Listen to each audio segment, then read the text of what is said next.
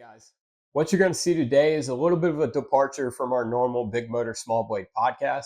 I had the opportunity to sit down with one of my good friends, Jeremy Taylor. He's a metal fabricator and part-time spotter at Kaulig Racing. I initially invited Jeremy on the show to talk about some current day events in NASCAR, such as the job market for race teams and how SMT data affects the current day racing product. But as we got to talking, the initial objective of the episode really took a backseat to what ended up being an amazing story. It's really the quintessential racing story, but that doesn't make it any less incredible.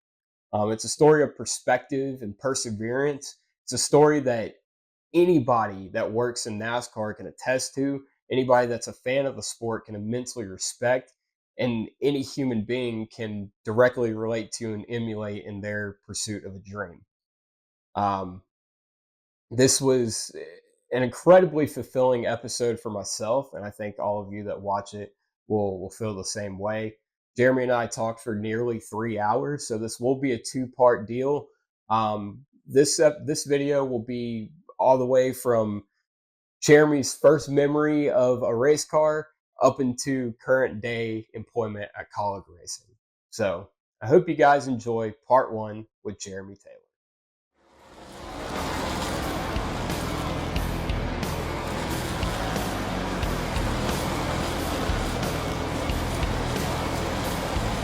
Welcome to a very special edition of the Big Motor Small Blade podcast. I'm Buddy Pulley, obviously. You guys know that.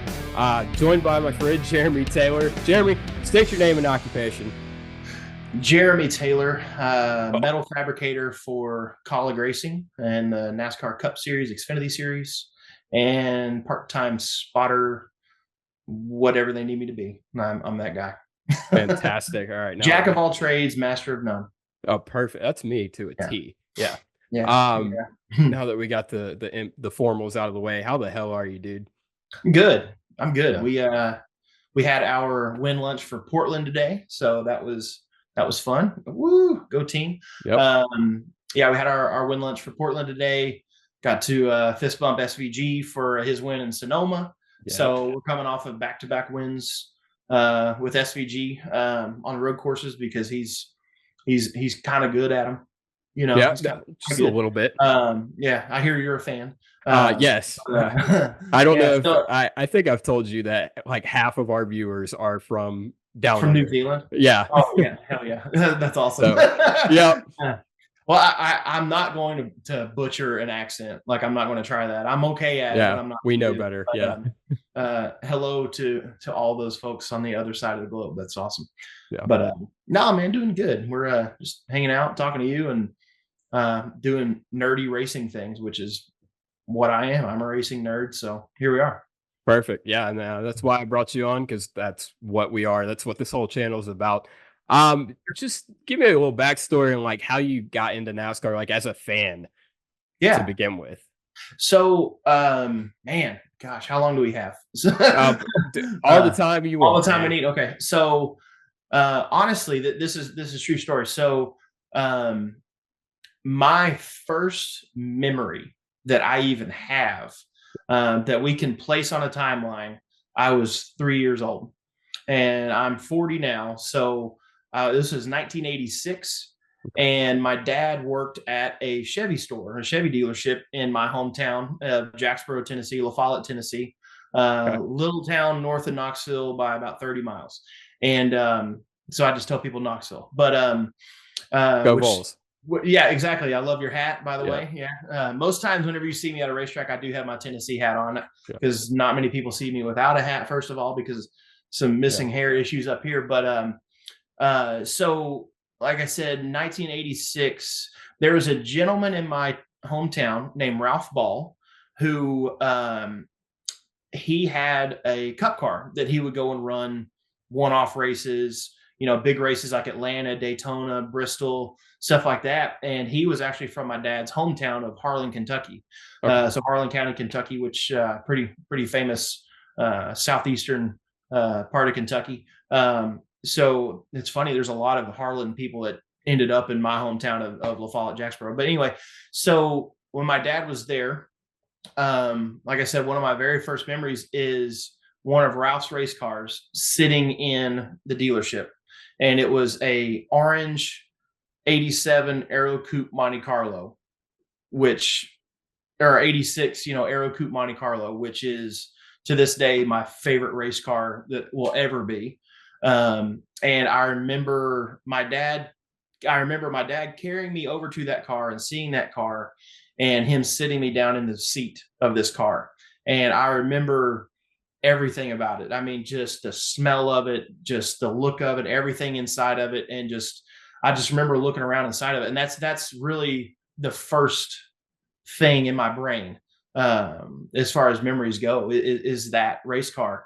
And my dad would take us over to his race shop, which was about a mile and a half from our house, there in our town. And I remember seeing his race cars and like a bare chassis sitting there, which I had no clue what it was. No clue, and I would watch races with my dad, and my mother's father was a moonshine running dirt track racer from Alabama. So That's awesome. I come to find out later, which is a whole nother story. But we would go to his race shop and see those things, and it wasn't until honestly Days of Thunder that whenever that movie came out in 1990, when I was 6 or 7 years old, that I pieced it together what the roll cage that I saw in his shop was. The famous scene of Harry building the car and talking to the car, like that all just clicked to me. And from that moment, from that movie, I became very interested in how the cars were made and things like that. So we started getting model race cars, like Revell monogram, 1/24 scale model cars. And I just a couple over there. you got a few behind you there, diecast cars. A few. Which I do too. So I just started building model race cars, and just doing that, all the time. Built several model cars, and we started collecting diecast cars and such back in the early 90s and stuff. And I remember watching Thursday Night Thunder back in the 80s. We met Jeff Gordon in like 91, 92, whenever he was driving for Bill Davis in Knoxville, Tennessee. And we knew who he was because we saw him on Thursday Night Thunder running sprint cars. So like I've grew up a Gordon fan because that was the first driver that I ever connected with. Right. Yeah. So always just kind of had a healthy obsession and fandom with racing, and my memory is just insane with the way I remember stuff. My dad always talked about me being able to associate who the driver was, what the car number was, what the sponsor was, who his crew chief was. Like it was just an encyclopedia of this stuff that was just in my head, and I was just obsessed with it, I think I just hit on why we're friends. Okay. Because I was literally, other than the obvious, but like I was the exact same way. I learned my colors, I learned my numbers. Sure. From race cars. Like absolutely. That's it. Yeah. Yeah. It was just a photographic memory that I had. Like I remember a funny story of, watching TV and seeing car commercials and stuff on TV and remembering logos, like what the logos were. Mm-hmm. And there's, I remember this moment. My mom tells me we were leaving Kmart, and Kmart was a thing there in my hometown. And I was in a car seat. I remember this moment. And I read Mitsubishi on the back of a car, which I butchered the name saying it because I was 3 or 4. So Mitsubishi, butcher and my it now. mom was like, "What?" And I'm like, "It's the car, Mitsubishi," like, and pointing it at it. And she's like, "How the hell did he read that?" And it's just because I remembered it in a commercial and just plugged it in up here. So I'm definitely the family historian because my memory is just one of those super memory people that remembers dates and times and all the things. So I'm definitely one of those. I'm definitely one of those guys who can't remember what he had for lunch, but I can tell you who finished 15th in the 1998, Pocono race or something. So who was it? All right, that was just an example. I don't actually know. 15th at Pocono. I was hoping you were going to say 2018 Xfinity February because it would have been me. So me because I was spotting that race and we finished 15th in that race. Who? So I just remember that. That was my first time spotting Daytona. For Uh, who? that's a whole nother story. But Yeah.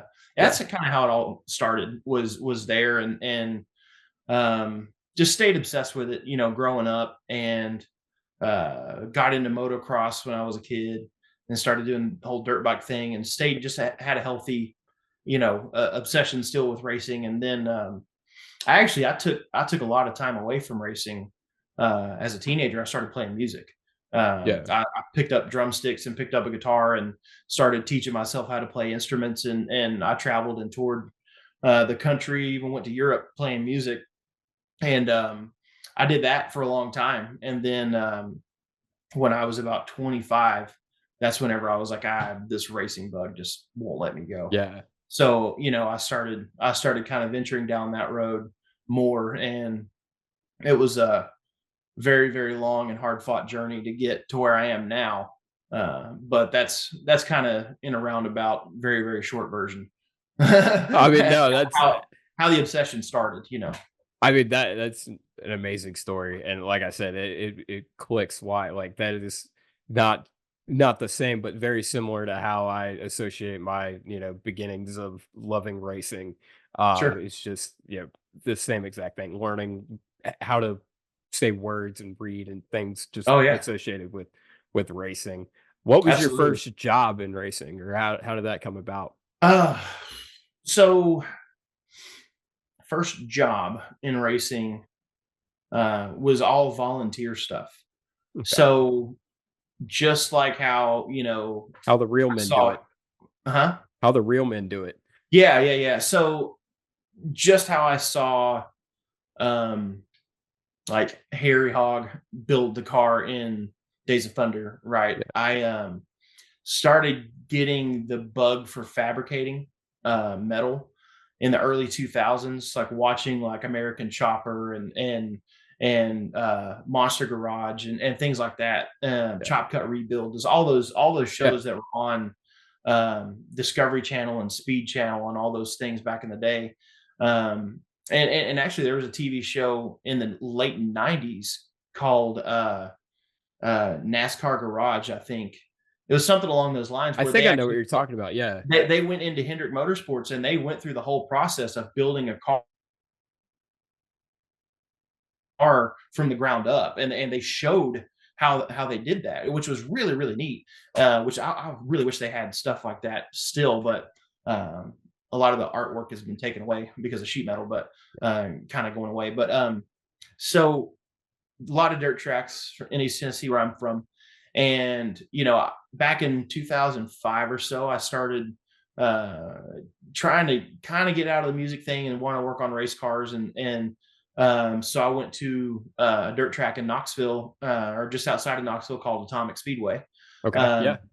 which there's an Atomic in Ohio, but then this was the real Atomic Speedway in, Yes. in Tennessee It's because one it I'm was familiar with, yeah. yeah, it was 10 miles away from Oak Ridge, Tennessee, where, they built bombs in World War II. So that's why they called it Atomic Speedway. Yeah. So I went there, which was happened to be just on the right before we got to the motocross track that my brother and I used to race at. So we Mhm. passed by it all the time, never went to it. So I started going there and talking to people like, hey, I want to get into this. Like, what do I do? Yada, yada. And there's somebody I talked to who's like, hey, well, you're from Jacksboro La Follette, that guy right over there, he's from there. And I'm like, oh, Yeah. okay, sweet. And he said the guy's name is Brian Patty, which not the Brian Patty that's Okay. in NASCAR, which there's funny stories about that too, him Yeah. getting mixed up. Brian with a Y, Patty, Okay. Patty. So a little different, but he was there and he was trying to get me and my dad, my brother into go-kart racing Okay. whenever we were younger, and we went the whole motocross route. But he was a guy there in town, and he ended up getting into dirt late models, and he had like a limited late model, Steelhead late model. And I just went over to him and introduced who I was and told him that I knew who he was and that he knew my parents. Um, and and he was like, "Oh yeah, yeah, I totally know who your mom and dad, yada yada." I was like, "Hey, do you need help?" He's like, "Absolutely." It's like, "I always need help." So, Yeah. and knowing Brian, man, that guy, he needs more help than me, but I love that guy to death. He's such a great dude. Um, uh, He's still he racing owns, or no, he doesn't do much of that anymore. He owns like a shipping business in his in my hometown. And okay. he was working for FedEx whenever I met him then Okay. in 2005. So he kind of got out of that, went into business for himself. But Yeah. so he's there, had his dirt late model there, and I just started, at first I asked, I was like, "Can I sit in your car?"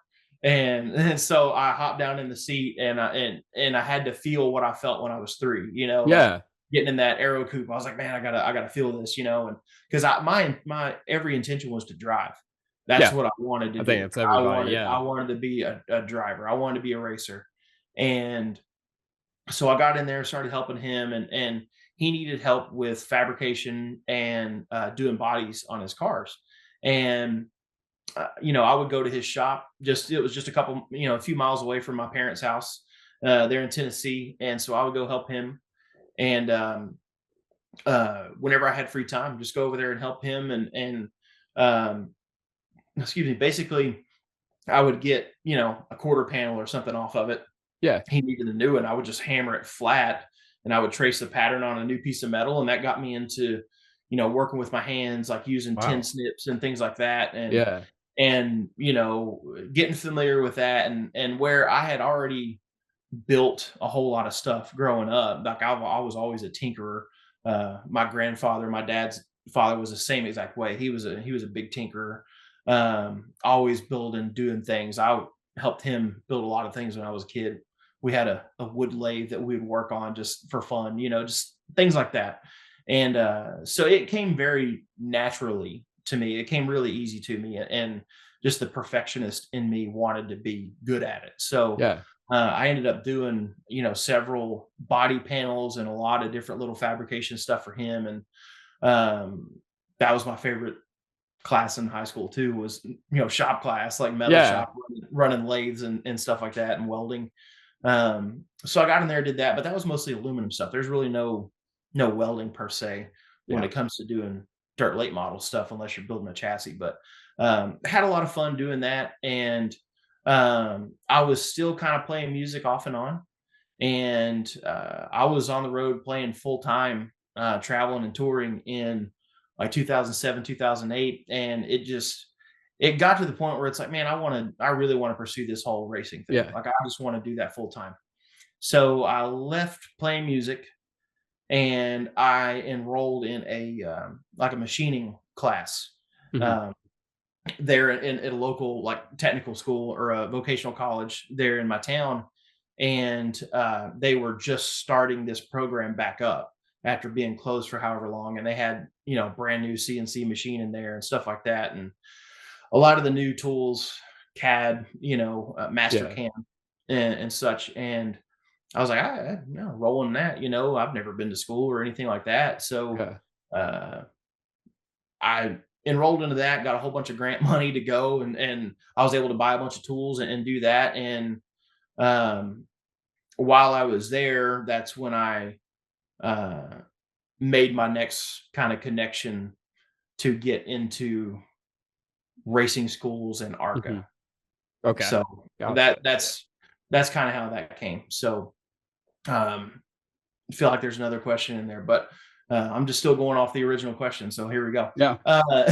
So another caveat here was, there was a guy that a family friend that my mother used to babysit down in Florida when they lived in Bradenton and St. Petersburg area.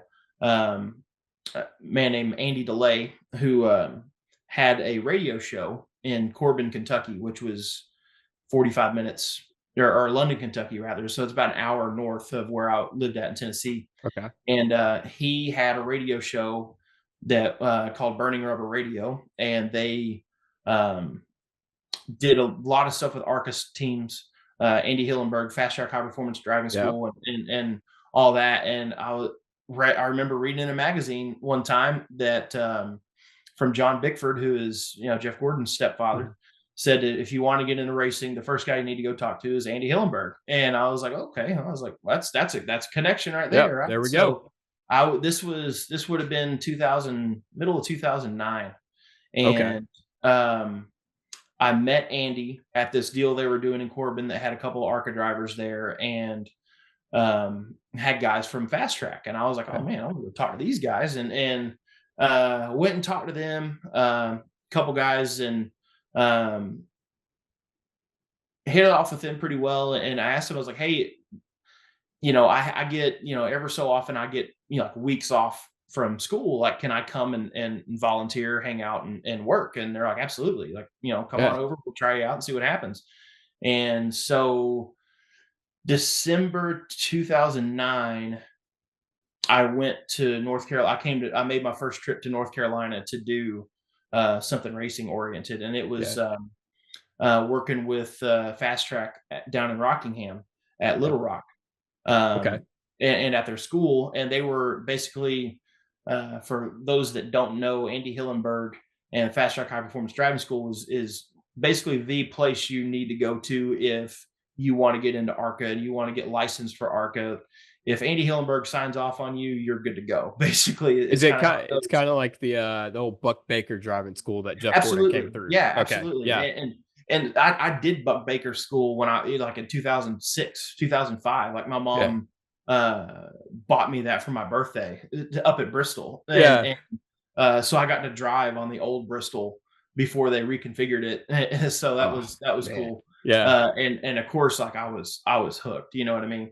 But this whole Andy Hillenberg deal, I went down there and they were testing a Formula One and a Formula Three driver in stock cars at Little Rock. Okay. And it was the first time those guys had ever been around, one of those cars. And so they got him in the car and doing the testing. I was just there.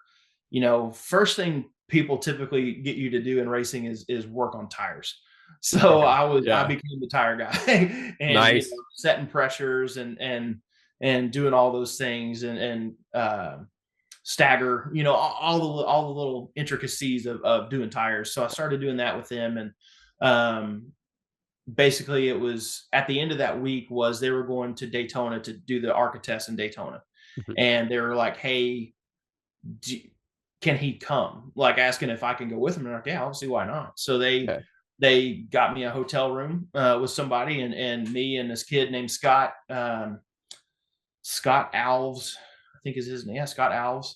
Uh, he was, a ride driver and coach and stuff there. Mhm. Um, at Fast Track, and basically he and I in a box truck and a trailer drove from North Carolina down to Daytona for the ARCA test. And it it was kind of on from there, for the next couple of years I was volunteering my time with Andy Hillenberg every free second I got. I Yeah. was down there. I was the guy sleeping in Concord Mills parking lot in my car, you know, uh, Yeah. because I had nowhere to stay. I had nowhere to go.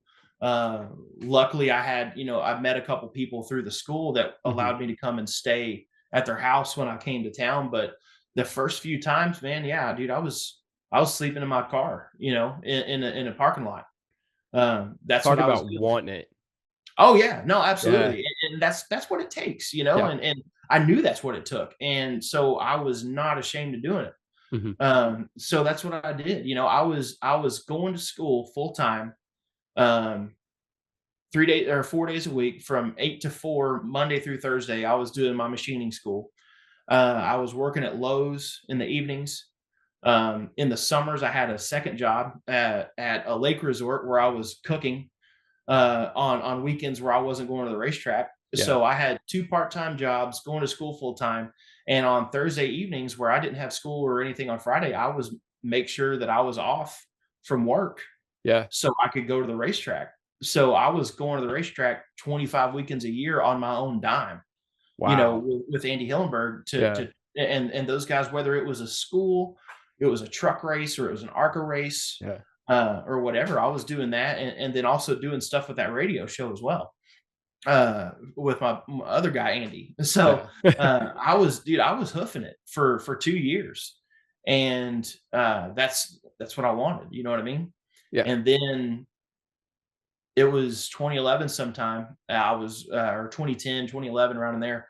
I was out of school, graduated, top of my class, and I went to Andy. I said, "Hey, man, been I'm doing this for here. Yeah. free on my own dime for a couple years. Like, I want to work here. I want to do this." And he's like, Mhm. I ain't got nothing for you, man."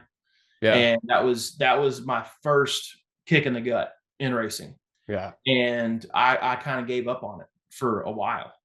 Wow. And just that, I was like, "Man, this is BS." Like, this is, I worked my tail off for this guy, got a And kidney stone at Daytona. Like, oh god. yeah, oh yeah, that's more to that story. Yeah, the first, whenever we went to Daytona that weekend, that was the weekend that Danica was there for her Okay. first ARCA I test. was there. Yeah. Oh, okay, yeah. So Yeah. I left that racetrack in an ambulance, which was Oh hilarious. no. They thought it was the funniest thing ever because I'm down there, nobody, my parents didn't know any of these people, Yeah. and I volunteered to go, right? And next thing you know, I'm laid up in Halifax Hospital, Guys, uh, new guy on couldn't cut it. yeah, on morphine and Percocet, just like trying to pass a kidney stone. So that was a whole lot of fun. True story, 100% What in true the story. hell? Um, and then what was even funnier was the next thing I did for those guys was the truck race at Martinsville that spring, working on Hermie Sadler's truck doing tires. Yeah. And they were all taking side bets behind my back, like, how's he going to leave the racetrack? Like, is he and the crew chief was like, "Oh, he's going to be bleeding. Like, it's going to be a mess," And it was all, That's why all. I didn't want to pay you. They'd have to pay workers' comp. I know, right? Yeah, right. That's probably exactly why. But Yeah. but yeah, like I said, in 2011, I was spent. I was like, "Man, this Yeah.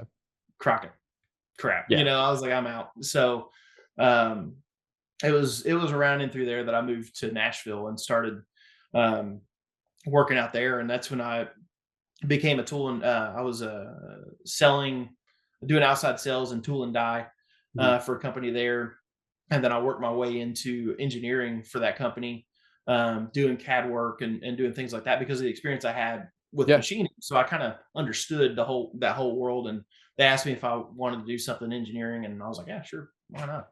Mhm. So that's kind of how that happened, and then how I actually got here. Ugh, Yeah. it's a whole nother. About to say that It's CAD and long all that, stories, that's man. gotta set you up somehow with something. Yeah. So the thing that the Andy Hillenberg stuff afforded me was experience, Yeah. which came into play because I still wanted to do the racing thing. It's just because it was basically a flip of a coin whether I wanted to move to Nashville and do something or move to North Carolina and do something. And the coin said tails, and I was like, Nashville. You know what I mean? So that's kind of Mhm. how it worked out. And I might have chased a girl out there, did whatever. Yeah, Um, we all make that mistake. yeah, women, but Yeah. um, What's the old but so James I moved to Finch? Nashville. What's that? What's the old James Finch? I spent all my money on race, or I spent half my money on racing, alcohol, and women, and I wasted the other half. Yeah, pretty much it, man. That's the way it Yeah. goes. But no, it's fine. I moved out to Nashville and Celsius. There you go. Little Gotta sponsor get the plug plug for in. Yeah. Kaulig. Yeah, yeah. Thank you. So yeah, I moved to Nashville and did that for a few years, and it was good though because I got to kind of struggle and figure life out and figure out what I really wanted to Yeah. do and who I wanted to be and um eventually, the opportunity came up where I saw. I live 20 minutes from Lebanon, Okay. Tennessee, which Yeah. is where National Super Speedway is, right? Yeah. So I saw that the only people that were keeping that place warm were teams doing tire testing sometimes, and then the Mm. Rusty Wallace Racing Experience. Yeah. That was it. That was the only people that were coming there, and I saw that they had a date in a few weeks. And so I sent him an email and said, "Hey, I have this experience with Andy Hillenberg. Yeah. I saw that y'all are coming nearby. I live 20 minutes away. Whatever you need, like I can help. Like I'd love to Mhm. help." Yeah. And I'm within 15 minutes, I had a phone call from one of the guys at the place, and they said, "Wherever you want to go, like we'll take you." And I was like, "All right, Wow. fine, sure." So like it wasn't a couple weeks after that, I was at Kentucky Speedway, and And this is you know, with Rusty Wallace the Rusty Wallace Racing Racing School. Experience at Yep. Kentucky, Yep.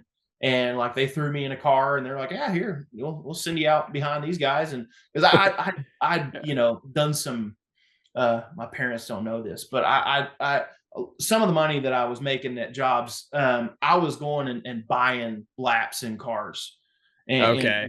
in people's race cars. I was going and buying laps and doing stuff like that. Yeah. And Like a real racer in 2024. yeah, I was like, I'm gonna do this. Like I would go buy laps in dirt cars and schools Yeah.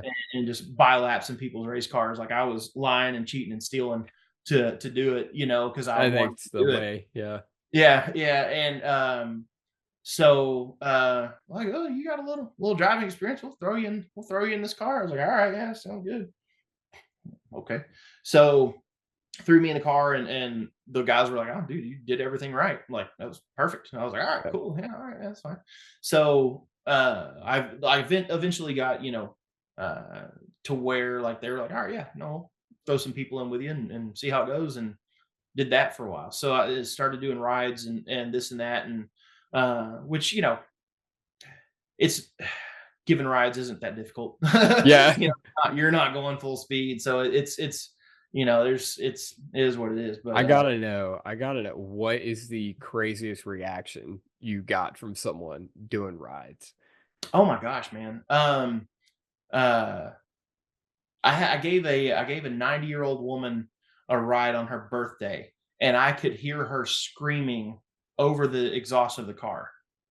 I remember doing that. 90 years old. Yeah, it was 90. I don't remember her name at all. It Morgan was at Shepherd, Nashville. hold my beer. Yeah, Like, no, I'm oh serious. my I'm serious with a heart attack. She said, "Today is my 90th birthday, and I am here because I've always wanted to do this." And I'm like, "All right, yeah, let's go." heck yeah. And coming up, what's funny is coming up off the wall, exhaust exits out the right side. So whenever you get Mhm. close to the wall, it gets louder and louder Yeah. because it reverberates, and I could hear her screaming like over it, like not like "Holy crap, I'm gonna Scared, but die," like, but this she's is like, awesome. "This is amazing." Yeah. Yeah. And so, like, I was like, "Is" in my head, I'm like, "Is she screaming? Like, what's going on?" So whenever I finally like, whenever the ride was over and parked on pit road, she's like I asked her, "Were you screaming?" And she's like, "Oh, yeah, that was amazing." Like, she was freaking out. Like, it was like she had a dang fine time. So, that's probably the craziest reaction I had. That's But, awesome. um, I, I was running a thin line because I didn't have some of the experience that some people had, so Yeah. I was harshly looked at, which is understandable. That's a huge liability, Yeah. having customers ride with you and such. So, uh, but man, I got thousands of laps around Nashville and places like that, and had a lot of fun and I was always, asking for critiques and how I can be better and whatever. And so it was a lot of fun, man. I really, really enjoyed my time there. And um, I wish I could have done it more. But I ended up started doing mostly teaching classes Mhm. there, spotting. I did a lot of spotting there. Yeah. And that's kind of how all this mess with me moving to North Carolina came in was the Yeah. spotting thing. Because they uh, while I was doing that and giving the rides and going all over the place, basically anywhere within 4 or 5 hours of Nashville, I was there. Okay. Kentucky, Memphis, Gateway, Talladega, Atlanta. I'd go to all these places many, multiple times a year. I mean, 2 and 3 weekends a month. I was doing this stuff and had a good time doing that. But through that, I met a driver named Stephen Light, Okay. who Yeah. anybody that Familiar. knows NASCAR would knows who Stephen Light is. He was, what, 2012 2012 Cup Series Rookie of the Rookie of the Year. Year. That's right. Yeah, yeah. So he was Rookie of the Year in 2012, and he's won Xfinity races and such, and Mhm. and he was in Atlanta in, oh, this is probably 2015, something like that. I met him there. I was down there to give rides, and he was there to give rides, and through one way or another, like I ended up going up and spotting, and he was down there. and we had a malfunction on a car, and an axle broke, and the car got crashed, and we were in the garage, which that happens. You know what I Yeah. mean? Like it's a racing experience, but it's still dangerous. Yeah. So those kind of things happen. I mean, it's whenever you're doing as many laps as those guys do, it's Yeah. sometimes it's not if, it's when, Mhm. which not disparaging Absolutely. not disparaging the Rusty Wallace racing experience at all. Like Yeah. they're great company. Yeah. Um, You don't sign a but waiver for no reason. yeah, yeah, right. Yeah, I like mean, things happen, but had an incident there where axle broke and a car crash. Everybody was fine, nothing, no big yeah. deal. But it just broke the car, Yeah. and we were kind of all looking it over, and uh, somebody said the line, "Looks like the air cleaner's okay." And then Steven came over and smacked it and was like, "I don't want you spoiled, Buck." And I was like, "Oh my God." Like this guy just made a Days of Thunder reference with perfect comedic timing and inflection. And I'm like, this guy is my new best friend. Holy shit. And so that's How exactly what happened. Like he and I, Steven and I became instant best friends because of that yeah. moment. And so like we went to dinner that night and we're just chit chatting about this, that, and the other, and talking about this and that. And he and I became just best friends after that. And he got this deal to do uh, drive an Xfinity car in 2017, and um, Who this who was was that like January. for? It was Victor Obaika Racing. He was okay. I think I man from Nigeria that that's right. Okay. That's I bought a bunch remember it of was Penske something cars, and oddball. Yeah.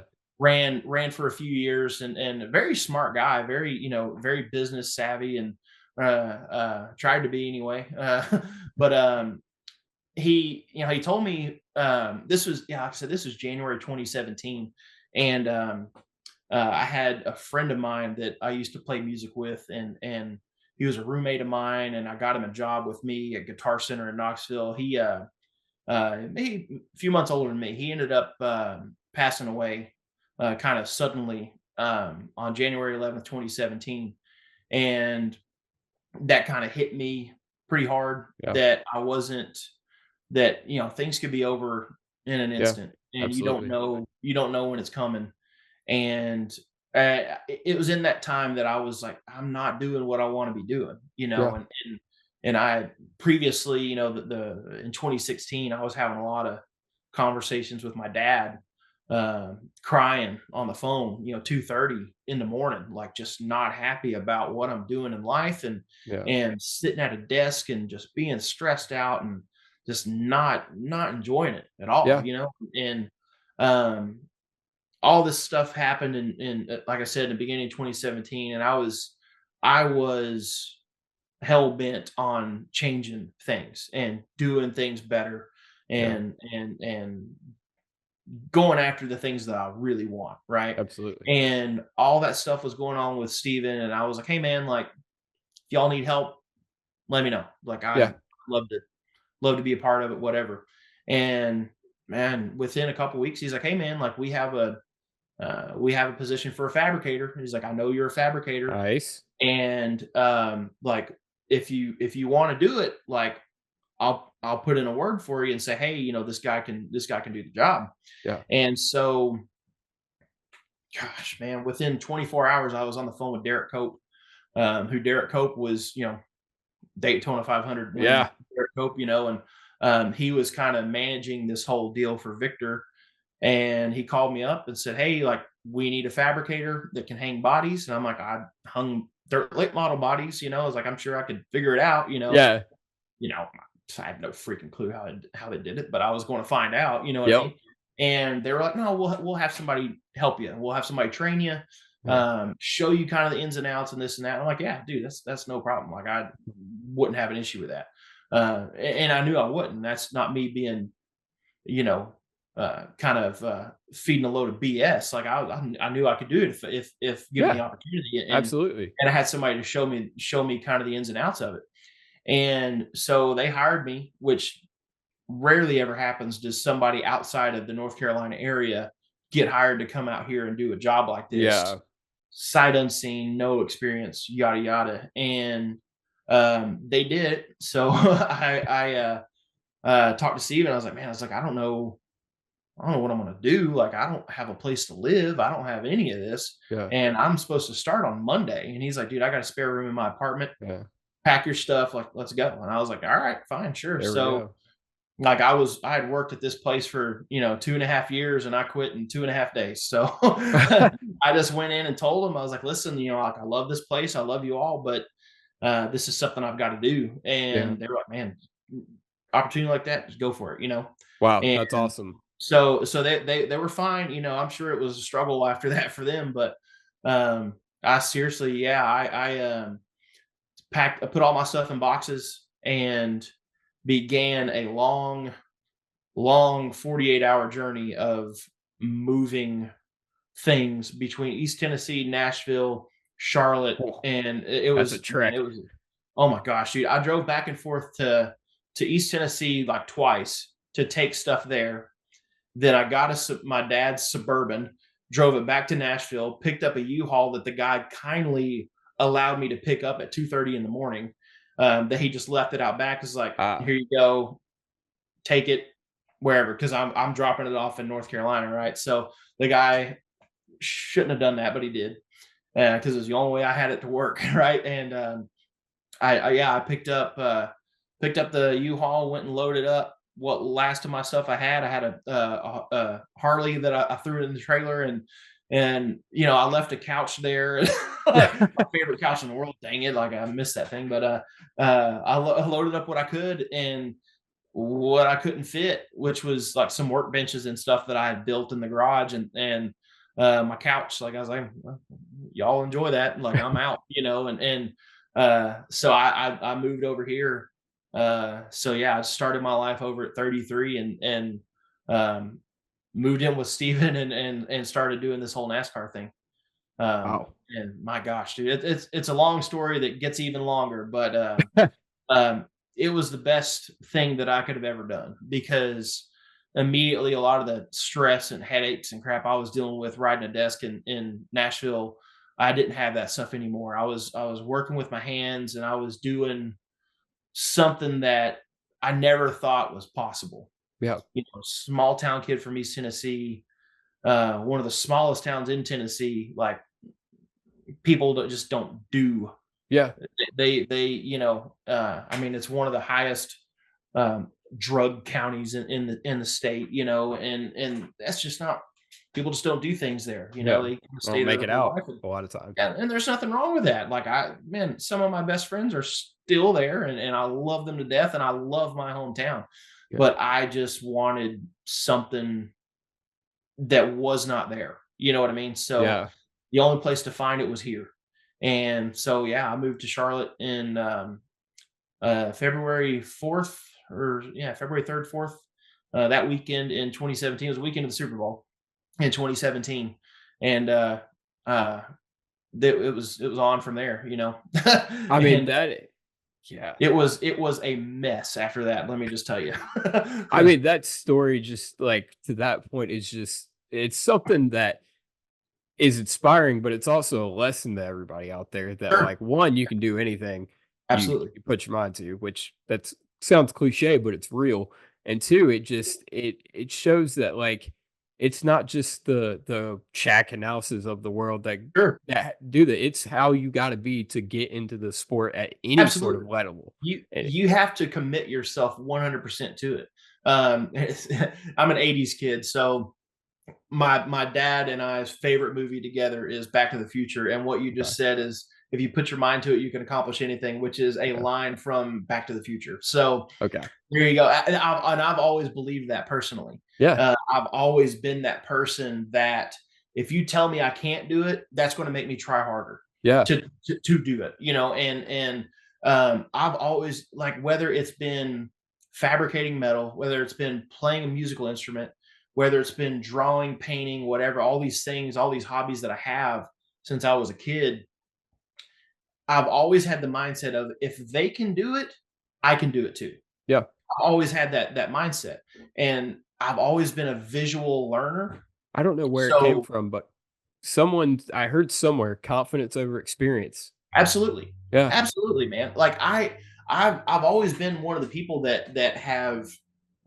had the gift of perspective, and I can watch somebody do something, and I pay attention to what their technique is, and I see it on a just a much more finite uh, level than a lot of people do. Like Yeah. I just and I'm not saying that I'm better than anybody or No, anything. but It's just yeah. that my level of detail and the way I pay attention to people, um, I've just been able to learn, and I feel like I've gained experience myself by watching them experience what they're doing. And my dad will tell you this. Like one day, I got a wild hair, and I'm like, I've seen these guys do it on TV. I'm going to build a motorcycle. I'm just going to Yeah. do a chopper. Just going to fabricate a chopper in the garage here. Borrowed a welder from somebody, and I got some ideas. I'm like, I want to do this. I saw them do it, and I just started doing it. Yeah. And my dad was like, what the hell? Like he's like, he's I remember him saying this. He's like, it's wild to me. He's like, you say I'm going to go do this, and then I watch you do it, and you've never done it before. And I'm like, Yeah. whatever. I saw them do it. I just kind of mimicked what they did, Yeah. and it kind of worked out, So uh, I'm always. It's funny. So at work they call me Redo, because my first project at work was building a toolbox, and I had tack welded a bar in 2 or 3 times, and I kept cutting my tacks apart and putting it back in, and I apparently drew a crowd, and somebody was like, "What is he doing?" He's like, "He's over there redoing that bar again," and they're like, "Oh, that's his nickname. We're going to call him Redo." And so I didn't know that for like 3 months, Yeah. but it still holds true because like the second and third time I do something, it's always better than the first time I did it. So, Mhm. and that's because like I'm just fearless when it comes to trying something. Like I'm going to do it. That's why I play 9 instruments is because I'm like, oh, they can do it, I can do it. Yeah. So I just started doing it. And I just jumped in head first, and I've always had that mentality to just go after it and do it. So, I think um, so many people have like the elephant with the chain around its ankle that yeah, they think they can't do something, and it's literally just take you don't if you don't know. I have there's it's fear. a short yeah It's exactly a fear, fear of and then failure. it's also like I have a friend of mine. I'll keep the story short, but when they were 9 years old, they built this like hut out in the forest with that it ended up being a full on like little done up little shed Treehouse thing that type yeah, thing. something another that some homeless guy ended up living in, and it was like they went back Squatters. 5 years later, 10 years later after they had some perspective, and it was like, "How Sure. the heck did we do that?" Like, Yeah, it does and you don't know your limitations, and absolutely. some Yeah, people don't it grow out of that.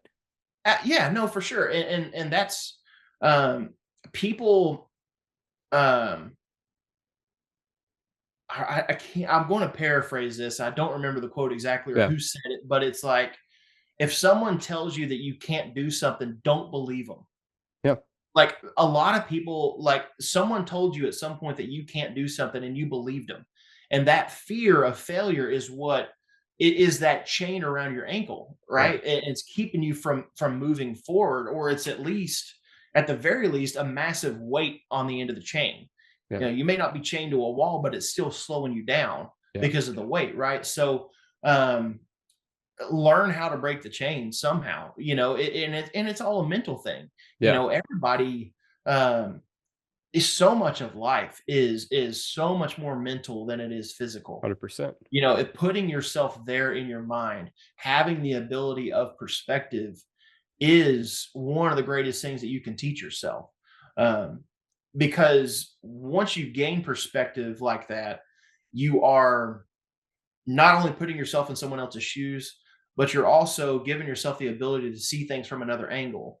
It's the meme or the cartoon that you've seen 100 times where Yeah. one guy's sitting on this side and he sees a 9, and the other guy's on this side and he sees a 6.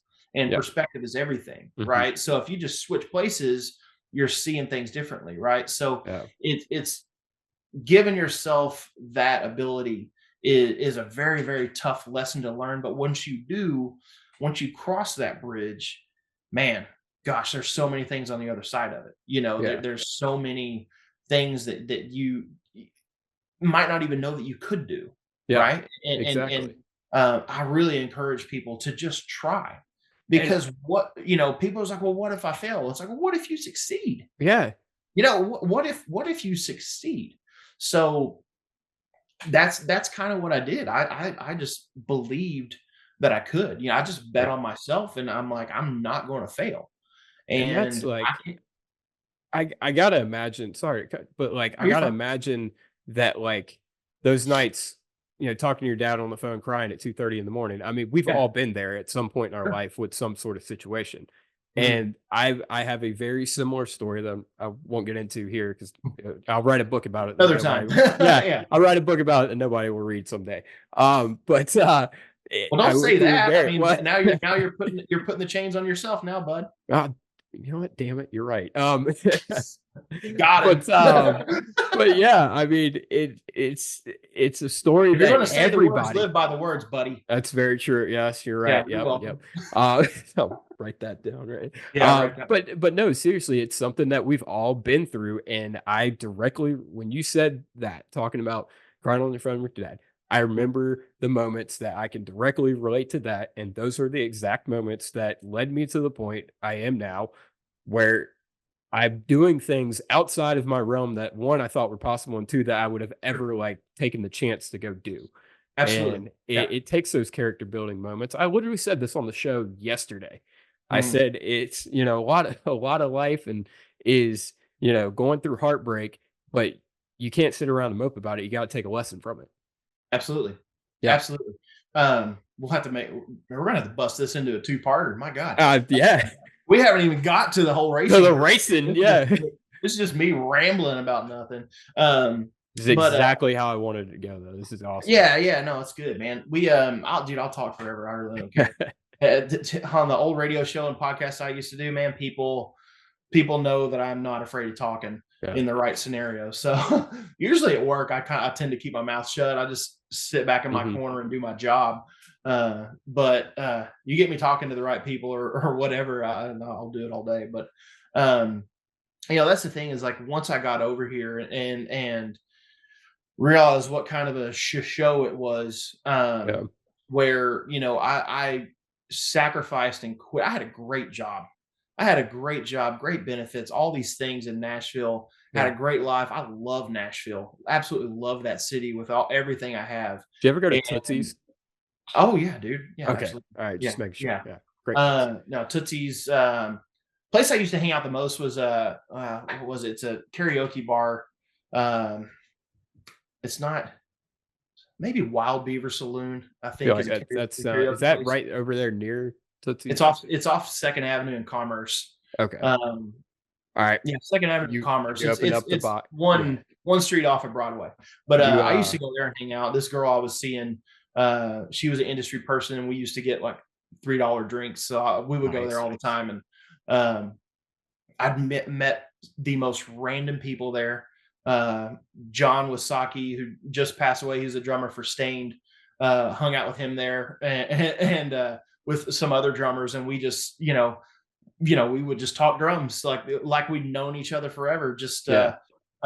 Just sitting there talking about this, that, and the other. And I know so many music people, so many music industry people, um, out there in that scene. And a very great friend of mine is a road manager. He was a road manager for Chris Jansen. Now he's a road manager for Joe Knuckles, or Joe Nickel. Yeah, one of those guys. I can't remember the guy's name exactly. Funny, but he's like a road manager for him. And um, it's wild. Like all the music people that I know from that world, and I never played music while I was there. Like I'm one musician to move to Yeah. Nashville to not play It's music. like being in Charlotte, you're gonna stumble across somebody that works in racing. Yeah, Oh it's man, yeah. yeah, Like you can't throw a rock in this area without hitting something having to do with racing. Like yeah, it just can't yeah. happen.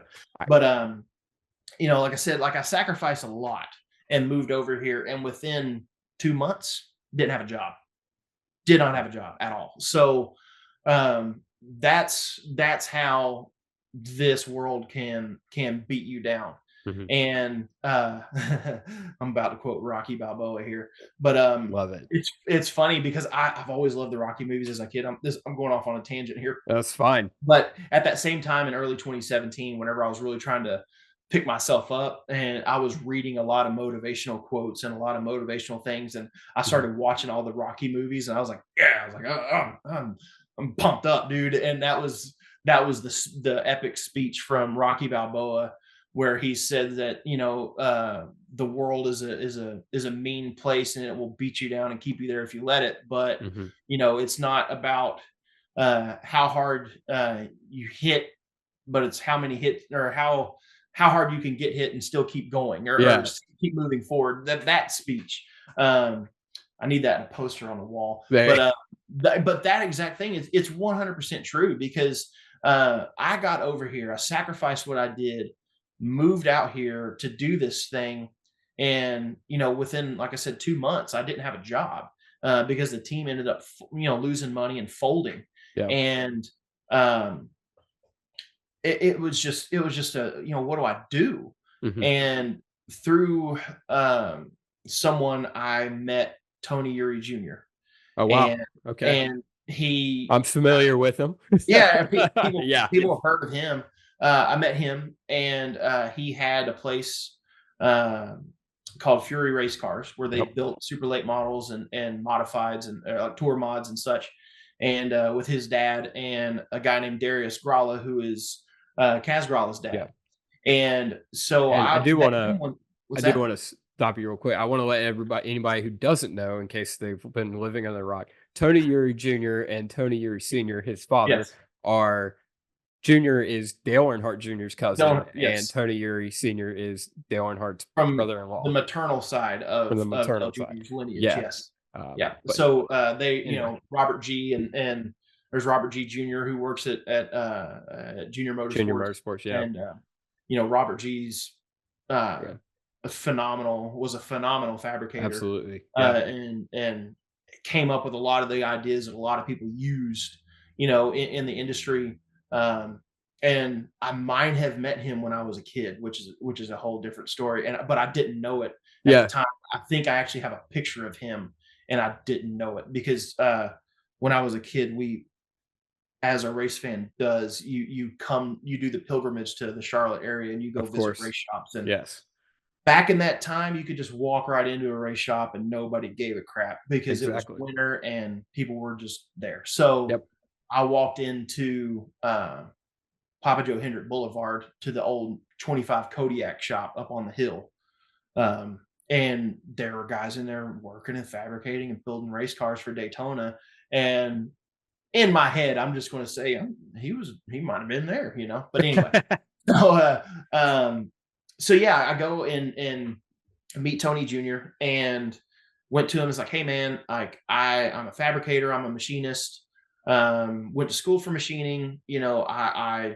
I want to be doing this stuff. Like I want to come and work here, yada yada. Like I don't care. And he's basically said that I don't have anything for you. I can't pay you. I'm like, I don't care. I was like, I'll work for free. Like Mhm. I just want to be Yeah. your, in your, under your eyes, and Yeah. I want to work for you to show you that I'm going to do what I Yeah. say I'm doing. And He's so paying they, you an experience. yeah, I was like, I was betting on myself that I could make something happen. And so, a guy named Jeff Fultz, which anybody knows super late model racing, everybody knows who Yeah. Jeff Fultz is. So Mhm. Fultzy's in the back running the super late model shop where like Harrison Burton was driving out of at the time. Yeah. And Jeff Burton would come in all the time and whatnot. And so Fultzy was back there, and some of the guys there working. And of course Pops was there, you know, working on things, and they would just give me tasks. And Pops would, was like, I need you to make the 5 fuel cell cans. I'm like, all Mhm. right, yeah, sure, whatever. Yeah. He's Easy like, money. this is well, I wasn't making any money, but yeah, the he's like, here's, Yeah. this is the metal you're going to use. This is, these are the measurements. Like, go and do it. I'm like, all right, Yeah. yeah, sure. So that's what I did. I went over there and just started doing it. I'd never worked with steel really before, steel sheet Mhm. metal, never really did. And I went over there and started bending and breaking and shearing and doing all this stuff and putting this stuff together. I'm like, hey, like I need somebody to sting this stuff together. Like not a welder. It's like, so Yeah. I need somebody to do this. He's like, oh yeah. He's looking it over, and he's like, all right, and he just kind of walks off. I'm like, Sounds like Pops. yeah, I'm like, oh, what am I doing? and and he came over with a TIG torch and just started, zipping it real quick Mhm. and just tacking it, whatever, and putting it together. And I was like, all right, yeah. He's like, all right, yeah, here's go do this now, and it was Tony Jr. was like, I need you to put these bearings, put this hub together, on this spindle. And I'm like, all right. I'm like, you got somebody to show me how to do it? And he's like, yeah. And he walked off, and overcomes whatever. And then like Pops walks in. He's like, but did you figure out why they call him Stiffy yet? And I'm like, no. He's like, well, he just stiffed you with all this work. I'm like, oh, that makes sense. Okay. All right. And because I'd heard people call him Stiffy before, but I didn't know Yeah. why. So that was it. And but they brought over a guy, and he showed me how to do it. And it was like, it was a dial indicator and all this stuff. I'm like, oh, this is stuff I've worked with before. This is nothing. So Yeah. started putting all this stuff together. He's like, yeah, we want less than 1,000 slop. I'm like, all right, yeah, I can understand that because I speak in micrometer, right? Yeah. So from machining, so I understood it and I did it, and they're like, all right, yeah, you can do that. And then Jeff Foltz would come in and say, hey, I need you to do this, and I'm like, all right, yeah, sure. So I just did whatever they needed me to do, and then about a month later, they asked me if I know who Will Jones is, and I'm like, yeah, absolutely. Like he it's an immaculate, like he builds, the best bodies on race cars out there. Like he's, because there's teams that at the time, still doing steel body cars. Yeah. There are some teams that don't have in-house fabricators or hanging bodies, and they have Mhm. outside people that do it. And Will Jones is the best at doing it. Yeah. Will Jones, for people that don't know, he was part of the RAD program back in the early 2000s, which is something that Chevrolet did, which was basically, it was a R&D for aerodynamics and stuff. And Yeah. he was the guy, one of the people that was behind all of those speedway cars that were super fast out of Yeah. DEI. He was one of the guys that was a part of that. And if you know what he looks like, you can find him in the crowd after Dell Jr. wins in July in 2001. Wow. And him and Mikey are there in the infield grass. Like you can see Will there. If you know what he looks like, you can see him in Mhm. there. I'm like, holy crap! Like this guy, like he's the dude. Seen some stuff. Yeah. Yeah, yeah. And he's like, do you know who this is? I'm like, absolutely. He's like, go to his shop 7 o'clock tomorrow morning. I'm like, okay. And I had a job after that. Wow. So because of what they saw me do, they're like, this kid's competent enough to come in here and do this. Mhm. So I went to Will Jones and I started working for him, making $500 a week, like Yeah. nothing. You know what I mean? Starting at the bottom, at the absolute bottom, because nobody knows me, and I wasn't very keen on letting people know who I was because of the team I was working for, right? Yeah. Because if you get trapped in the small team world, like sometimes you Yeah. just don't get out of it. And I had bigger aspirations than that, I guess. So Yeah. anyway, so I Well, I started mean, working for Will. I do want to say that Fury car was doing pretty good there for a while.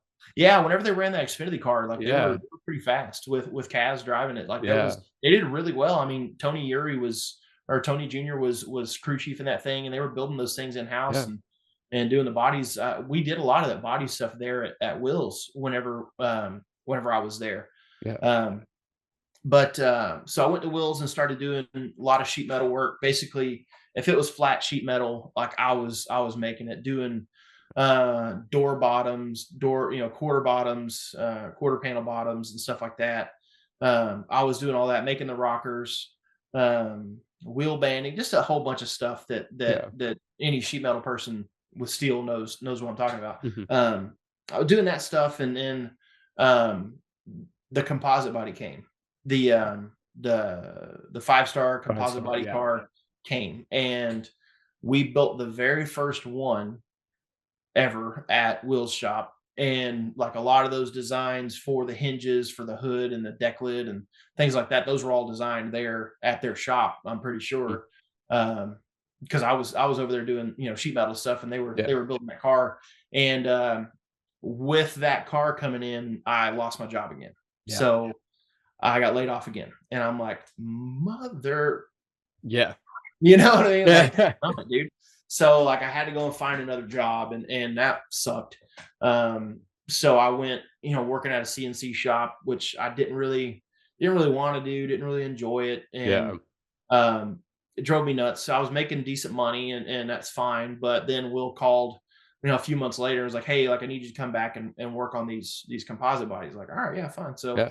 I quit and I went back to Will's because that's what I wanted to be doing. Absolutely. And so basically, I started going in and prepping all of the composite body cars for him, the greenhouses and all the body panels that go on the car have a Mhm. certain amount of prep work that needs to be done before they can be mounted on the car. And I was the guy doing Okay. that. And Yeah. after a while, they started, trusting me to help, hang bodies, and I was working on some trucks and stuff too, and doing rockers for those, and putting doors on, doing simple things. Like, they allowed me to do a lot of that stuff, and I learned a whole lot, with the guys there, about aero, and just quietly listening whenever they didn't know I was, and and trying to absorb as much information as I could, Yeah. because like I said, that's what I wanted to do. I wanted to understand that stuff, and I always had kind of a mind for it, of aero and such. So did that for a while, and I worked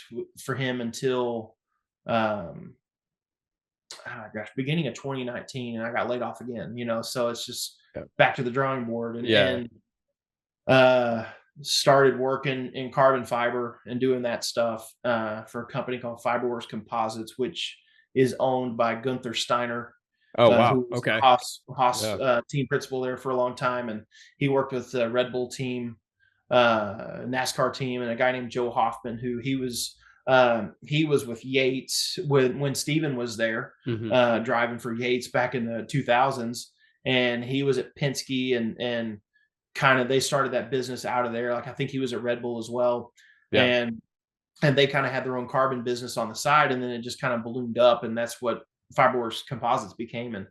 started working there and really enjoyed it. I thought it was carbon was cool, and I knew who the Yeah. company was, because it was one of my bookmarks on my internet Yeah. browser. I was like, oh man, carbon's cool. Like, everybody thinks carbon's cool, right? So started doing that, and we ended up getting into building a lot of stuff for Stuart Haas, doing all of their carbon work pretty much. Then we took on like RCR's carbon stuff, and we eventually ended up getting the contracts for all of the next gen parts. Okay. So Yeah. all of the underwing parts, like I worked on all the prototypes of all that stuff. Wow. Uh, and so I got to see the next gen car kind of from its beginning. I got to work on a lot of that stuff. Like, RCR was building the chassis for Mhm. the test vehicles, and they built the car there, and all of the the underwing carbon pieces that went on that car, like I had my hands on them. I was working on them, so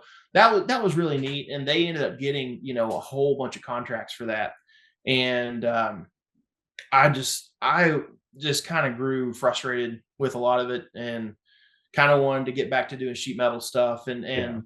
uh, while I was there, I started looking for other work, and that's when I ended up getting started working for Roush Fenway. So I went to Roush Yeah. Fenway and started working in their sheet metal fab area, doing all sorts of things, doing bondo work, doing sheet metal work, and doing basically the same thing I was doing for Will, Yeah. but it was just it was for cup cars Yeah. and such, and did that, and really enjoyed my time there, and met a lot of really great people, and learned so much. And they actually built the Ford next gen car there at Roush, and so it's like they had a lot of parts that I had built like when I was at Oh, Fiberworks wow. there for Yeah. that car. So I got to see, I got to like I see said I got to see the very beginning of the next gen car all the way through to the raced product Yeah. on the test product and the actual race vehicle. I got to see it all the way through Yeah.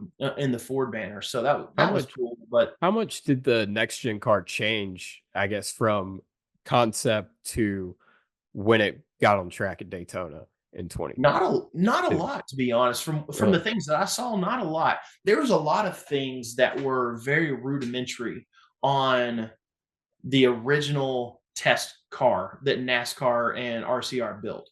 And they were trying, there are so many people that were bidding on who the manufacturers of the parts were going to be. Yeah. I mean, I know Stuart Haas did, RCR did, put in bids on like who's going to build the chassis for it, and who's going to build this and who's going to build that. And that's why I say Fiberworks ended up getting the contracts to do the entire underwing, deck lids, and hoods for all manufacturers. Okay. And then Five Star, who already made composite body windows and such for Xfinity, and they also built the noses and tails for most Xfinity and trucks as well. So they got into doing, they got the contract to do all of the outer shell, so nose, tail, doors, fenders, quarters. And then the greenhouse went to Roush Composites in Michigan. Okay. So they got all that. But anyway, so they kind of split it up amongst different people. So once you got your final aero numbers for those cars, and the manufacturers got what they wanted. And when I was at another thing I worked on at Fiberworks was I worked on all of the Ford body panels, like all of the testing panels that they did. I worked on all that stuff too. Like I've got all kinds of pictures that I wasn't allowed to take, and I still took them anyway, of like all the prototype stuff for the Ford. So like whenever I see that blue and white Ford show car that they originally put out when that Gen 7 car came out, or next gen car came out, I was super, super proud of that because I had my hands in a lot of it. And I'm not a Ford guy at all. I'm a Chevy guy through and through, but I was super, super proud of that because of a lot of the work I did at two different places. I got to see that thing from the beginning to end, really. So I was super proud of that next gen Ford Mustang whenever it came out. But there's quite a bit of changes when it comes to internal parts and different things, but nothing really that I could explain. A lot of stuff was just stuff I just didn't deal with. But it was, man, I tell you what though, it is an amazing piece of engineering. That's all I will say about it. Like, I love the car. I think it's incredible. It is, people that say it's a crappy race car, it's not a race car, like they're 100% wrong. Like it is a beautiful piece of work. Like it's an amazing race car. But what I can tell you about it is that it is a road race car that we are adapting to run ovals. That's the biggest thing about the car, is like it is built to go on a road course. Like it is built for that. And people that say that, like we just came off of Sonoma, it's like, oh gosh, the road racing sucks with this car. It's like, it's not that it sucks. It's just the car is so good for road racing.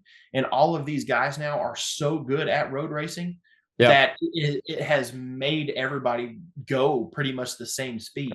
And it's just tough to pass when everybody's going the same speed, I've said for a while, like when people have complained about the road course racing, and it's like, what made them think that building a road course car would make road course racing better? And I'm sure, and I've always said, I think Jim France probably looked at, what he saw in IMSA and the racing they have there, which is, generally respected as a good racing product. NASCAR and was like, owns IMSA. Exactly.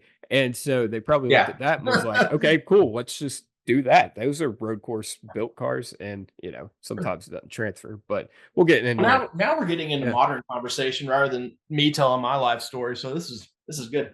It's natural progression. Natural progression that only took an hour and a half. But let's I want to know how you got from Roush to wherever you went to wherever to Kaulig. So I went to Kaulig. Get into the gotcha. Wow, that was a lot to take in. I hope you guys enjoyed this video. Like I said, it was immensely fulfilling for me. And just leave a comment down below of what you thought of the episode, and if you want to see more interviews like this in the future. Part 2 will be up next week, and Jeremy and I get into the nitty-gritty of current day NASCAR. So make sure you subscribe so you don't miss it. We'll see you next time.